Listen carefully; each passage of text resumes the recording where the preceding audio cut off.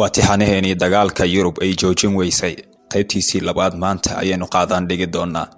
anigoo Cabduqaadir Maxamed ayaa soo saaray idilana socodsiinaya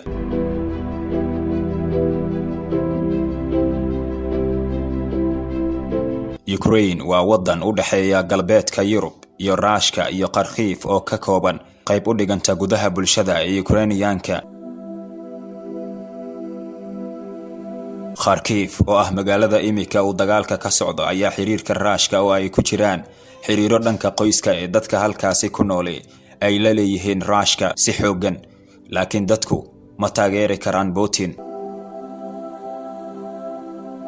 Putin ayaa ku andacooday in talaabada military ee ka dhacday xuduudda ay jawaab u tahay daandaansiga NATO madaxweynaha Ukraine Zelensky ayaa si toos ah ula hadlay si ay uga waramaan khilaafka dawladda Ruushka ayaa si cad u diiday ogolaanshaha arintaasi Putin ayaa ugu jawaabay in Zelensky uu la xaajoodo mas'uuliyiinta gooni u goosodka ee Ukraine ee gobolka Donbass xaqiiqda ayaa tibaaxday in diidmada qayxan ee Ruushka ay jeedinaysay dagaalkan imika ka socda Ukraine dhilada ayaa ka dhalatay xidhitaanka xuduudda Ukraine ee la wadaagto Ruushka Putin ayaa doonayay in uu ku fidiyo halkaasi awoodda ciidamada militariga Ruushka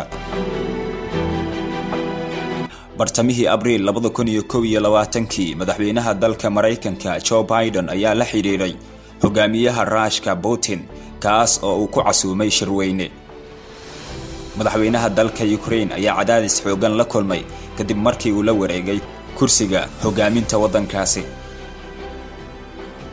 2 sano oo uu shaqo buuxsaday ayuu Zelensky u soo bandhig uu ku tilmaamay inuu sare ugu qaadi doono astaantiisa siyaasadda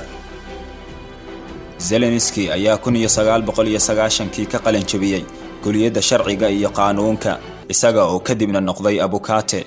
taas oo kamid ahayd xirfadaha uu leeyahay laakiin intaasi waxa uu raacsanayd jiliinka shactirada isaga oo kaga qayb gali jiray masraxyada kulanka dadweynaha iyo maadooda ajisay dhacdooyinkii wax ka bedelay xiriirka Ukraine iyo Putin ee Ruushka taas oo ahayd mid kamid ah iswaafajin iyo cadaabad bishii November 2013 madaxweynihii Ukraine Yanukovych ayaa joojiyay saxiixa heshiis ganacsi ee Ukraine ay la gali lahayd midowga Yurub shacabka magaalada Kiev ayaa isugu soo baxay wadooyinka iyaga oo mudaharaadaya waxayna ka dalbadeen Yanukovych in uu saxiixo heshiiska ama in uu ka dego kursiga hoggaanka ee wadanka Putin ayaa horay u ballan qaaday inuu kaalmo dhaqaale ku tabaruci doono dawladda Ukraine balse waa ay fashilantay xiisadaha ayaa sii xoogaystay mudaharaadyaduna waxa ay sii socdeen ilaa iyo 2014 intii u dhaxaysay 18 ilaa iyo 20 February 2014 ciidamada ammaanka Ukraine ayaa weeraray mudaharaadayaashii isugu soo baxay fagaaraha Maidan ee bartamaha Kiev wax ka badan 100 qof ayaa la dilay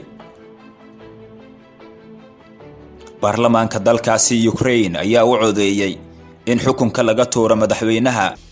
Yanukovych waxa lagu qasbay isaga oo markaasi u ambabaxay xagga iyo dalka Ruushka kaliya Ukraine ma aanay taageerin mudaharaadayaashii Kiev Putin waxa uu ka faa'iideysanayay shucuurta dadweynaha Ruushka ayaa u janjeeray koonfurta bari bishii March 2014 waxa uu si sharci daraahay ugu daray Crimea isagoo ku tilmaamay mid aan kalaabasho lahayn